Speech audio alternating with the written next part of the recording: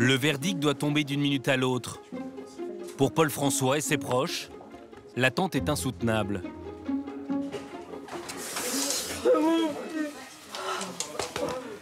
On a gagné. Merci Henri.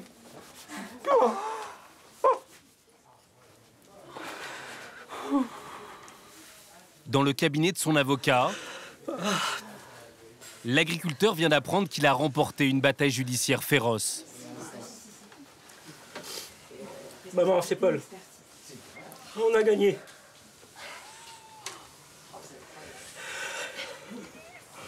Oui, on a gagné. Ah, oui, c'est vrai.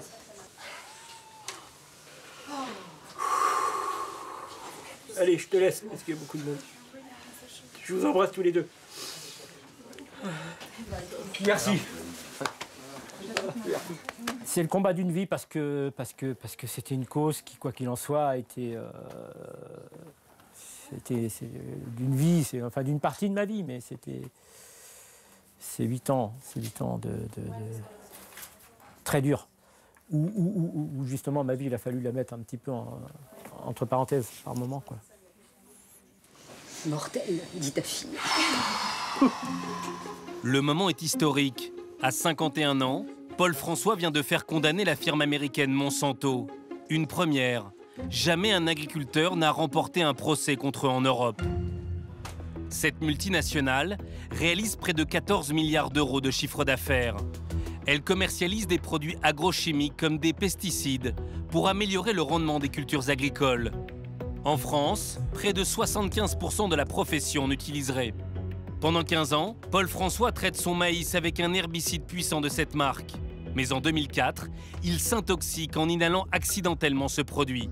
Il tombe gravement malade et décide alors d'attaquer Monsanto. Qui est ce céréalier français qui a osé braver le géant américain, jusqu'ici intouchable? Ruffec, une bourgade dans les Charentes. Paul François est à la tête d'une exploitation céréalière de 240 hectares. Merci. Mais au lieu d'être dans les champs, il délègue à ses salariés Yannick et Cyril les tâches qu'il ne peut plus faire. Avant de partir, on va remettre le ventilo. Et de toute façon, avant de les trier, il faudra remettre peut-être... Tu as regardé la cuve à gasoil? Ouais, elle est à moitié. Ouais. Et c'est essentiel que Cyril et Yannick soient là, dans la mesure où je ne sais jamais si demain matin je pourrai travailler ou si dans la journée je vais devoir m'arrêter. Paul est aujourd'hui incapable de travailler sur ses terres. Quand vous aurez fini là, rouler le fumier, vous m'appelez? Oui. Si vous pouvez nous rejoindre en bas. Il restera à la ferme, trop fatigué. Ça m'arrive de le faire. Quand on vraiment n'a pas le choix, ça m'arrive. Mais je le paye le prix fort derrière. Alors des fois, je l'accepte, et des fois, je le vis très mal. En me disant, je suis un bon à rien, je ne fais plus mon boulot. Voilà, je suis pas, ça fait 10 ans que ça dure maintenant, et ça ira pas en s'améliorant, c'est sûr.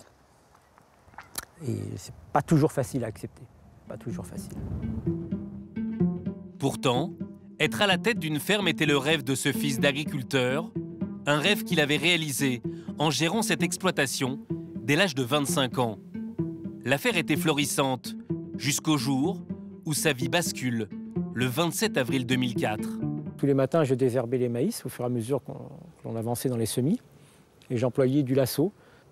J'ai voulu vérifier que le rinçage était bien passé. Il s'avère que la cuve n'était pas vide.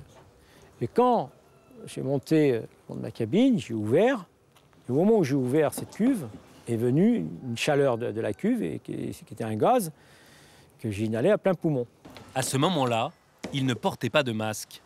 Ça m'a chauffé tout le corps. C'est pour ça que je suis rentré chez moi en disant à mon épouse, il faut que je prenne une douche, parce que c'est la première chose à faire dans ce cas de problème. Et que je m'allonge parce que ça m'a secoué l'organisme. À aucun moment, j'imagine la suite. La suite, c'est sa femme et son collaborateur qui lui raconteront.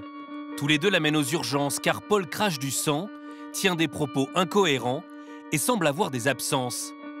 Il y reste 4 jours et plusieurs semaines alitées.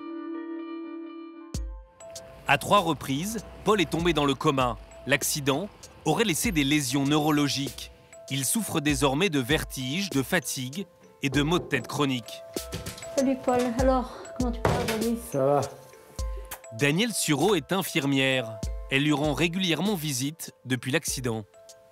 Il ne faut pas laisser monter la douleur, surtout. Bah oui, c'est ce qu'a dit aussi le neurologue, il faut la contrôler le plus vite possible. Mais mon problème, c'est la nuit.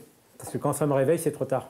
Quand on était en vacances, j'étais pas très bien le soir, et puis dans la nuit, ça a été compliqué, quoi. Ça a été compliqué, et puis je suis resté 3 jours au lit. Et vraisemblablement, son intoxication aurait déréglé son système immunitaire.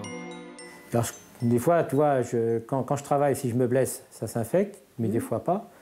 Puis avec des soins, quand je vois les abcès que ça me fait pour une simple piqûre. Oui, non, c'est sûr. Hein.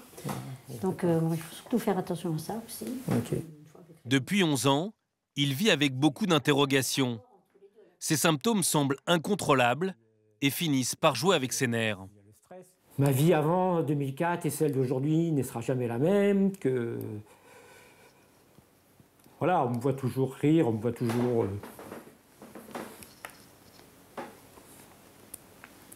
très enthousiaste, mais c'est dur. Ça a été dur et c'est encore dur et ça sera dur et c'est compliqué. Et voilà.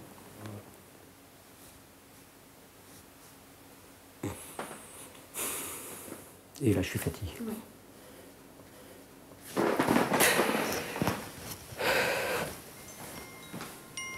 Aucun médecin n'a réussi à mettre de nom sur sa maladie. Au début, Paul ne comprenait pas ce qui lui arrivait, jusqu'en 2007. Le professeur Narbonne, toxicologue, alors expert judiciaire, découvre la présence anormalement élevée d'un composant de l'herbicide dans son sang et ses urines, le chlorobenzène. Son expertise est sans appel. Normalement, il aurait dû mourir avec une telle dose. Voilà. Et c'est un peu son cas particulier, c'est-à-dire c'est un survivant qui fait de lui un cas exceptionnel. Le lien entre le lasso et ses pathologies est établi, puis reconnu en appel par le tribunal des affaires de sécurité sociale de Bordeaux en 2010. Lien direct entre l'accident du travail initial et les lésions constatées. Paul décide alors de se lancer dans un combat qui semblait perdu d'avance. Il attaque Monsanto, car à ses yeux, rien n'indiquait la composition exacte du produit et la dangerosité de l'inhaler. À aucun moment, sur les étiquettes, on est informé.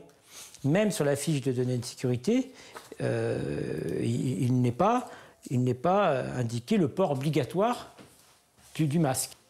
En enquêtant, il découvre que le lasso a été interdit au Canada en 1985, en Belgique en 1990 et au Royaume-Uni en 92. S'il était toxique pour les agriculteurs belges et canadiens, on peut penser que les Français, on n'est pas plus costaud que les autres. Il était dangereux pour l'être humain, point barre. D'ailleurs, en 2007, la Commission européenne décide à son tour de retirer le produit du marché. Un de ses composants représenterait des risques. Pour l'avocat de la firme Monsanto, Jean-Daniel Bretzner, toutes les précautions demandées à l'époque ont été respectées.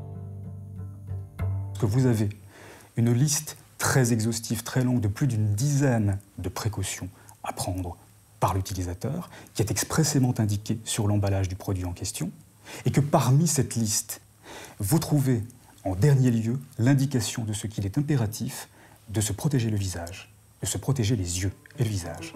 Voici précisément ce qui est indiqué sur l'étiquette du produit, rapporté par Paul François.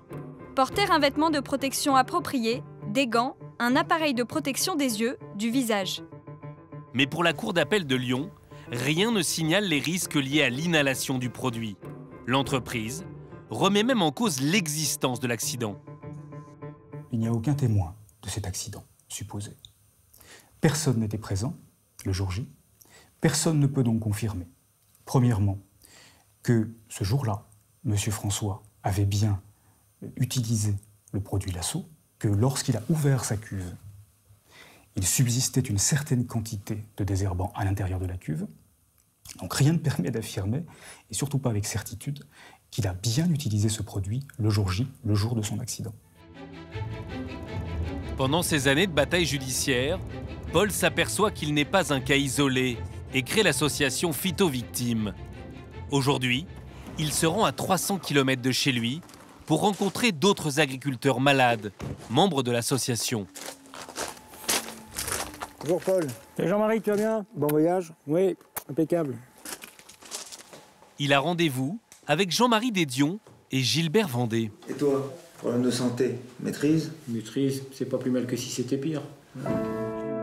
Gilbert est atteint de la maladie de Parkinson.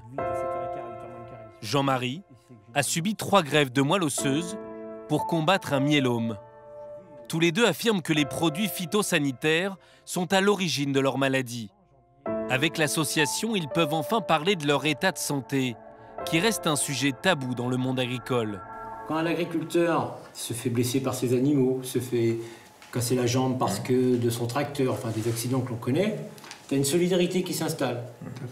Par contre, quand tu évoques un cancer qui pourrait être lié à l'utilisation des pesticides, le regard n'est plus du tout le même. Tu vois personne dans la cour. C'est très grave. Voilà, c'est pas de la paranoïa de ma part. Tout à fait. C'est ce que j'ai constaté chez moi. Parce que moi, ça a duré 8 ans. 8 ans. Et avec les greffes des moelles osseuses, les chimiothérapies, les corticothérapies, les radiothérapies, il a fallu que je me batte tout seul. Et c'est vrai qu'il y a des jours, il fallait serrer des dents. Parce que quand on sort de chimiothérapie et qu'il faut monter sur son tracteur pour aller faire son travail, parce qu'on n'a aucune aide, on n'a rien, c'est vrai qu'il y a des jours, ça n'a pas été facile. Et cela peut paraître surprenant, mais malgré sa maladie, Jean-Marie continue d'utiliser des pesticides. Donc ça, c'est un produit qui sert à soigner les plantes lorsqu'elles ont des champignons. Alors maintenant, se passer de ça, c'est ce que je souhaiterais faire. Mais je voudrais être sûr de ne pas me tromper. Parce que je n'ai pas droit à l'erreur, moi. Avec la politique agricole qui est menée aujourd'hui et la politique des prix bas, je suis désolé, moi je ne peux pas, sinon c'est la faillite. Hein. Alors autant que j'arrête l'agriculture tout de suite. Hein. Moi, je suis dans une démarche de réduire l'utilisation des produits, mais je n'arrive pas à identifier quels produits exactement je devrais éliminer. Pour ce combat, Paul François s'est vu remettre l'année dernière par Nicolas Hulot, envoyé spécial du président pour la préservation de la planète, une des plus hautes distinctions françaises. Au nom du président de la République, en vertu des pouvoirs qui m'ont été conférés, nous vous faisons chevalier de la Légion d'honneur. Devant sa femme et ses filles, il a accepté de la recevoir pour l'association et pour les autres victimes des pesticides.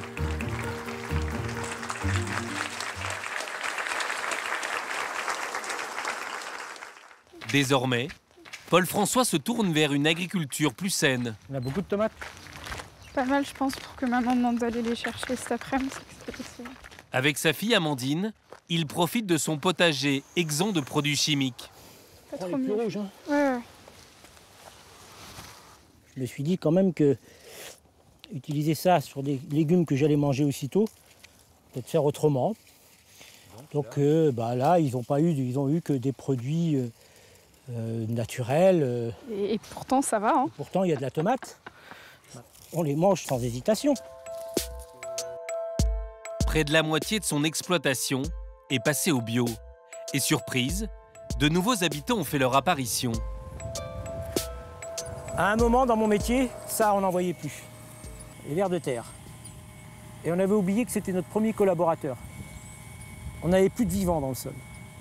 Un grand coup de lindane, on tuait tout. On a oublié effectivement les fondamentaux de notre métier. On a oublié, on est agriculteur et on a oublié le mot agronomie. Le combat de Paul va bien au-delà de son succès judiciaire. Il espère que la condamnation permettra de sensibiliser davantage sur le danger des produits phytosanitaires.